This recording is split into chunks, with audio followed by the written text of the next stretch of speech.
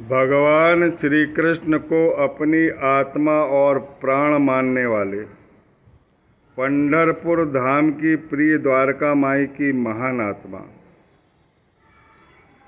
महान संत के बेटा बेटियों, आ जाओ। बहुत सुंदर कथा, मोक्ष प्रदान करने वाली कथा, जो पैतृकों के पितृदोष को नष्ट करने वाली कथा है। इस कथा में सम्मिलित होने की कृपा करें। ये द्वारका माई का 31वां उपद्वार खुलने जा रहा है। हेमांड पथ ने 31वां उपद्वार खोल दिया है, जो मोक्ष का द्वार है। और सचमुच इसमें मोक्ष की कथाएं ही वर्णित है। साईनाथ महाराज ने अपने कर कमलों से किनको मुक्ति दान किया है, मुक्ति दान की कथाएं ही इसमें। हे साईनाथ के पुत्रों, ये कथाएं 31वें अध्याय में आज से ही क्यों शुरुआत हो रही है, उस रहस्य को भी जान लीजिए। और आज के दिन ही मेरी पूज्य माता श्री का देह त्याग हुआ था। और जब वो बिस्तर पे लेटी थी और उनके प्राण नहीं निकल रहे थे, वर्ष 2009 की बात है, तो मैंने उनके कान में विष्णु सहस्त्रनाम पढ़ा था। उन्हें उनके कान में विष्णु सहस्त्रनाम सुनाया था। और जैसे ही 108वां मंत्र हुआ और उसके प्राण पखेरु उड़ गए। बहुत महत्वपूर्ण कथाएं हैं। इन कथाओं को आप सुनेंगे तो आपके घर के जितने भी क्लेश है, चाहे ग्रह दोष हो, चाहे पैतृक दोष हो, चाहे किसी भी प्रकार के दोष हो, इन सब दोषों की होली जलेगी, आपके संकटों का निवारण होगा। और मेरी माता कहती थी कि मेरे जो पिताजी यानी मेरे नाना जी, वो इतने धार्मिक थे। जब उन्होंने देह त्याग किया था, उस दिन देह त्याग करने वाले थे, उस दिन उन्होंने बता दिया कि आज मेरे 7 बजे प्राण पखेरु उड़ने वाला है और विमान आने वाला है। और भजन मंडली को बुलाओ, भजन कराओ। उनकी अंतिम इच्छा थी कि भगवान कृष्ण के भजन होना चाहिए। और उन्होंने बोला था कि 5 भजन होने के बाद मेरे प्राण पखेरु उड़ेंगे और सब लोग देखना मेरा विमान जो आएगा। हे बेटा बेटियों, ध्यान से ये कथा को सुनो। कल्याणकारी कथा है। और ये तो साक्षात कथा बता रहा हूँ मैं, साक्षात घटना बता रहा हूँ जो मेरी माता ने मुझे बताई थी। कृष्ण का 5वां भजन चल रहा था, तब उन्होंने बोल दिया कि जाओ बाहर देखो, विमान आने वाला है और मंदिर में विमान आएगा। 5वां भजन हुआ, सभी लोग बाहर निकले। और बाहर निकलने के बाद एक तारा, जो सूर्य का छोटा सूर्य टाइप का दिख रहा था, एक चमकता हुआ तारा आया और वो मंदिर में प्रवेश कर दिया और इधर प्राण पखेरु उड़ गए। बोलिए सच्चिदानंद सदगुरु साईनाथ महाराज की जय। भगवान की भक्ति कभी व्यर्थ नहीं जाती। समस्त श्रोता माउली, दर्शक माउली के चरणों को प्रणिपात करता हूँ, नमन करता हूँ। और चरणामृत लेकर मैं आपकी कथा सुनने के लिए, आपको कथा सुनने के लिए प्रार्थना करता हूँ कि इन कथाओं से अपना कल्याण करें। मेरे जो मामा जी थे, उन्होंने 2 भागवत करवाई थी, महाभागवत, अपने जीवन में। और मैं उनको देखता था, बड़ा प्रभावित होता था। वो नाच नाच के भजन करते थे और झांझे बजाया करते थे। और जब मटकी फोड़ी जाती थी, उस दिन का नृत्य देखने लायक रहता था। ऐसा भजन कूद कूद कर गाते थे। और मान लो वहाँ कोई गाय आ गई तो उस गाय के कान से मिष्ठान फेंका करते थे, दही और लाई फेंका करते थे, उसके खुर से मिठाई बनाकर फेंका करते थे। पता नहीं कौन मिठाई बनाता था। इतने कृष्ण के सच्चे भक्त थे। उनका भांजा होने पर मैं गौरवान्वित। और ऐसी माता के चरणों को मैं प्रणिपात करता हूँ। साईनाथ महाराज अपने हृदय में उन्हें स्थान दें और उन्हें सुखी रखें। और मेरे पिताजी भी मुझे भजन सिखाया करते थे। और ये श्राद्ध का शुरुआत हो रही है। श्राद्ध पूर्णिमा के दिन ही मेरी माता ने त्याग किया था। जैसे ही विष्णु सहस्त्र नाम का 108वां श्लोक मैंने पढ़ा और उन्होंने प्राण त्याग दिया। तो मेरा कहने का मतलब ये है कि ये कथा आज ही क्यों आई। साईं चरित का जो 31वां अध्याय है, 31वां उपद्वार है द्वारका माई का, 31वां उपद्वार हेमांत पथ खोल रहे हैं, ये आज के दिन ही क्यों खोल रहे हैं, ये बहुत आश्चर्यजनक बात है। ये चमत्कार है आपके लिए। साईनाथ महाराज कहते हैं कि मृत्यु शैया पर जो आदमी लेटा रहता है उसके मन में उस समय बहुत से विचार आते हैं। और जो विचार आते हैं उन्हीं विचारों के अनुसार वह जन्म लेता है और उन्हीं विचारों को देखता है। जो दृश्य वो देखता है वही पाता है। भगवद गीता में 8वें अध्याय में भगवान श्री कृष्ण ने कहा है कि जो अंतिम क्षणों में मेरे नाम का स्मरण करता है वह मुझे ही पाता है। और जो दृश्य देखता है वही दृश्य उसे आने वाले जीवन में दृष्टिपात होता है।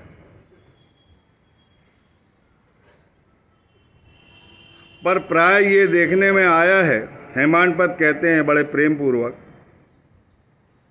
कि जब मृत्यु सन्निकट आती है तो आदमी को भय व्याप्त हो जाता। माया का ऐसा कुचक्र चलता है कि आदमी मोह में फंसते जाता है और अपने परिवार के बारे में सोचने लगता है कि इन बच्चों का क्या होगा, इन बेटों का क्या होगा, इन नातियों का क्या होगा, इनका क्या होगा, उनका क्या होगा। जमाने की उलझन में फंस जाता है और अगले जन्म में ही वही उलझन पाता है। तो भगवान श्री कृष्ण ने कहा है कि नित अभ्यास करो हरि नाम स्मरण का। नाम स्मरण ही कलयुग में पार लगने का साधन है। और जिसमें कोई मेहनत नहीं करनी पड़ती, कोई तप नहीं करना पड़ता, कोई साधना नहीं करनी पड़ती, कोई योग नहीं करना पड़ता, कोई एक पैर पे खड़े नहीं होना पड़ता। सिर्फ प्रेम पूर्वक ईश्वर का नाम याद करना, ईश्वर का नाम लेना। ईश्वर के नाम लेने से भक्ति और प्रेम का बीजारोपण हो जाता है। मन पवित्र हो जाता है, मन का निग्रह हो जाता है, बुद्धि उत्तम हो जाती है और आत्मा में श्री कृष्ण अपने सद्गुरु के दर्शन होने लगते हैं। तो यदि इसका अभ्यास किया जाए तो जो है आने वाला जो जन्म है वो सुधरेगा। और सच्ची आराधना है तो आदमी विष्णु लोक को जाएगा। इसीलिए हमें ईश्वर का चिंतन करना चाहिए, क्योंकि अपन ने जो कमाया है वो सब यहीं रहने वाला है। ये जो शरीर है वो पिंड से प्राप्त हुआ है, लेकिन आत्मा जो है ईश्वर से प्राप्त हुई है। शरीर का जो पिंड है इसी धरती को हमें छोड़ के जाना, क्योंकि धरती से ही ये पिंड प्राप्त हुआ है। इसीलिए लोग पिंडदान कराते हैं। एक्चुअल पिंडदान उसी दिन हो जाता है जब आत्मा निकल करके ये शरीर जो है धरती के लिए हो जाती है।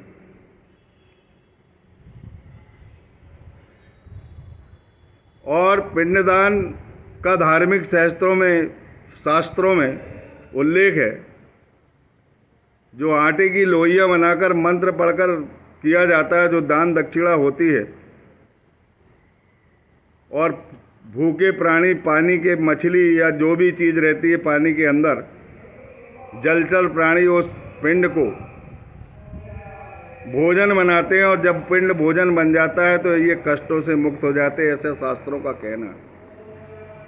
लेकिन मेरा आपसे कहना है कि हमेशा भूखे प्राणियों को हमेशा पिंडदान करिए।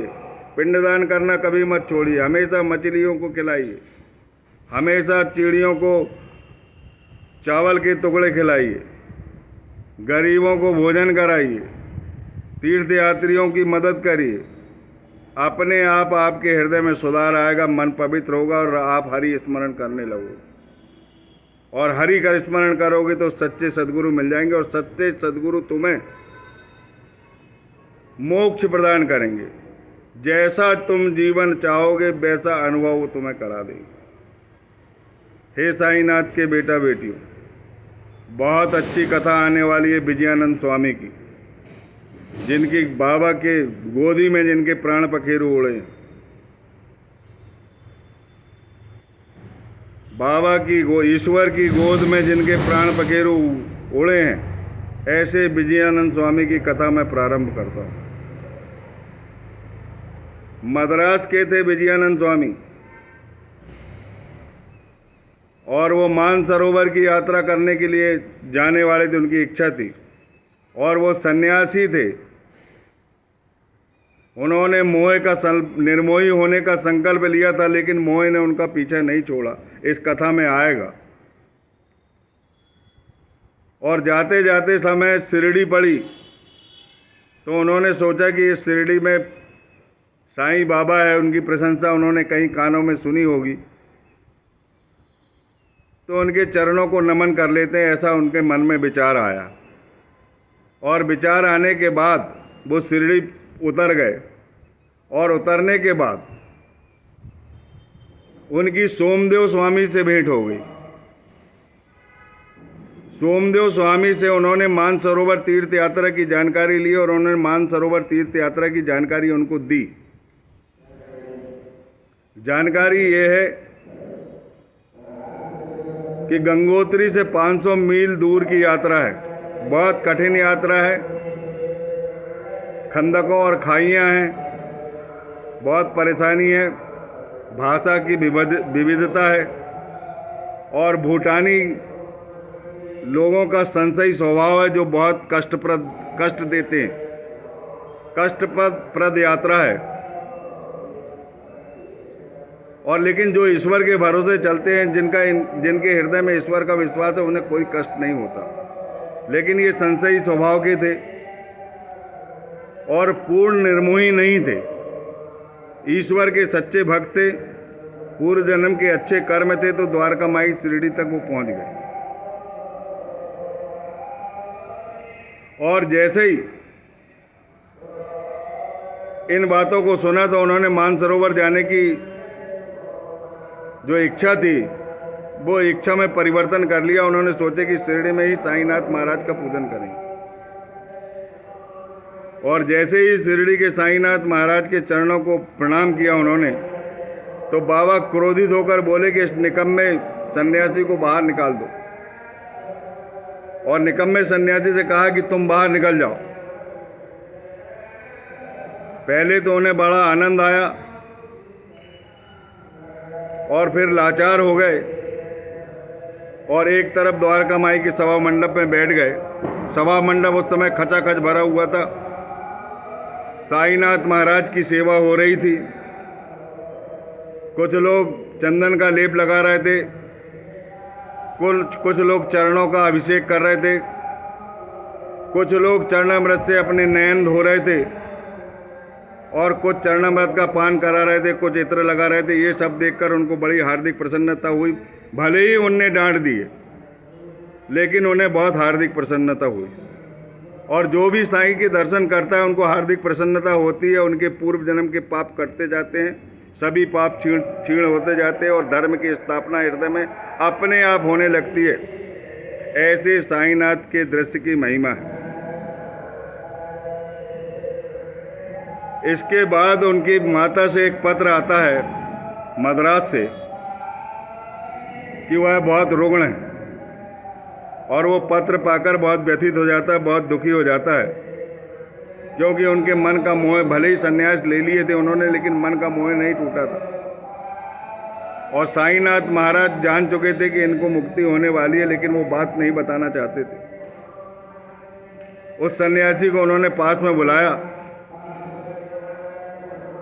बोले क्यों इतने व्यथित हो, क्यों दुखी हो? सन्यासी ने पत्र बताया कि मेरी माँ की तबीयत खराब है। तो उन्होंने बोले कि माँ से इतना मोह है तो सन्यास क्यों धारण किया, ये भगवा वस्त्र क्यों धारण किया? माया ममता मोह जो है वह भगवा वस्त्रधारियों को शोभा नहीं देता। जाओ शांत चित्त में जहां रुके हो बाड़े में रहो और एकाग्र मन से, एक चित्त से वहां पर आराम करो और देखना बाड़े में चोर ज्यादा हैं और लक्ष्मी यानी चंचला किसी भी समय कोई भी कष्ट हो सकता है, चोर लोग कष्ट पहुंचा सकते हैं। ध्यान पूर्वक दरवाजा बंद करके शांत चित्त से रहना।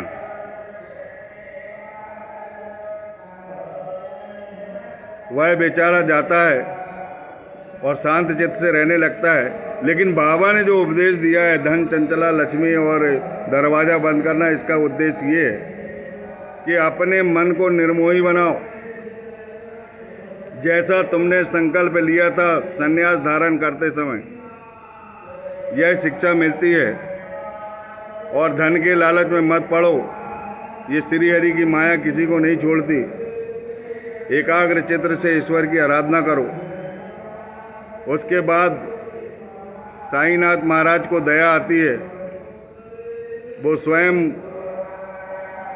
जब वायु सेवन करने के लिए निकलते हैं तब उस विजयानंद स्वामी से मिलते हैं और कहते हैं कि माया ममता मोह छोड़कर केवल ईश्वर नाम का स्मरण करो और 2 सप्ताह भागवत का पठन करो और मन निर्मल करके पढ़ो और उसे समझो और चिंतन करते रहो ईश्वर का, और अंतिम समय के लिए तैयार रहो। हे बेटा बेटियों, जो भी कथाएं सुन रहे हैं, हमें भी अपने अंतिम समय के लिए, जो हमारे पिंजरे के अंदर बंद है, शरीर के पिंजरे के अंदर जो आत्मा बंद है, उसके उद्धार के लिए हमें सदैव सावधान रहना चाहिए। बेचारे ने 2 सप्ताह भागवत पढ़ा, थक गया। उसके बाद साईनाथ महाराज के पास गया। साईनाथ महाराज ने बोला कि राम विजय पढ़ो, इससे यमराज जो है बहुत प्रसन्न होते हैं और यमराज का भी भय नहीं लगता, यमराज भी वापिस चले जाते हैं। ये राम विजय पढ़ो। और राम विजय उन्होंने अपने हाथ में दिया, उस सन्यासी के हाथ में दिया, और जैसे ही हाथ में दिया वो वहीं बाजू में बैठे थे और उनके प्राण पखेरु उड़ गए, बाबा की गोद में वो लेट गए। बोलिए सच्चिदानंद सदगुरु साईनाथ महाराज की जय। हे बेटा बेटियों, साईनाथ महाराज कहते थे कि जो मेरा नाम स्मरण करता है मैं उसकी समस्त इच्छाएं पूर्ण करता हूँ। उसके हृदय में भक्ति और प्रेम की तीव्रता आती है। जो मेरी कथाओं को श्रवण करता, मेरा कीर्तन और नृत्य करता है, उनकी मैं हर प्रकार से सहायता करता हूँ। और जो भक्तगण हृदय और प्राणों से मुझे चाहते हैं और मेरी कथाओं को सुनते हैं तो उन्हें स्वभावतः प्रसन्नता होती है और मन निर्मल होता है। विश्वास रखो, मेरी कथाओं का कीर्तन और नृत्य से चिर संतोष और मौलिक आनंद की प्राप्ति होगी यह मेरा वैशिष्ट है कि जो अनन्य भाव से मेरी शरण में आ जाता है, मेरा ही पूजन करता है, मेरा ही ध्यान करता है, मेरा ही मनन करता है और मुझसे पूछकर सब काम करता है, मैं उसको अंत समय मुक्ति प्रदान करता हूँ। विजयानंद को मुक्ति प्रदान कर दिए। बोलो सद्गुरु साईनाथ महाराज की जय। हे बेटा बेटी, जो इस कथा को सुनेगा उनके समस्त पितृदोष कटेंगे, घर के गृह कलेश कटेंगे, मानसिक सुख प्राप्त होगा और लक्ष्मी की कृपा होगी और मांगलिक कार्य अवश्य होंगे तुम्हारे यहाँ। बोलिए सच्चिदानंद सद्गुरु साईनाथ महाराज की जय।